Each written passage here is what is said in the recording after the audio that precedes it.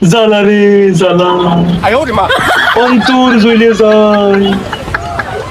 এই যে এই আন্দোলনকে কেন্দ্র করে কত জায়গায় আগুন লাগছে, কত জায়গায় কত কিছু ভাঙচুর হচ্ছে, মেট্রো রেলের উপরে কত আঘাত আনা হয়েছে।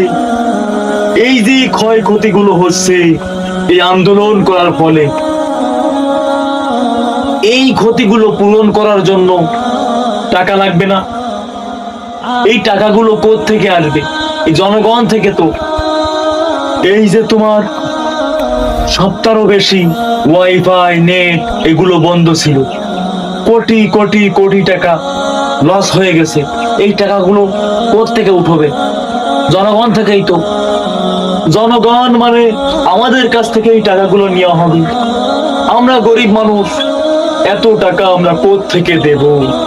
এমনিতেও আমরা বাজার করে খাইতে পারি না।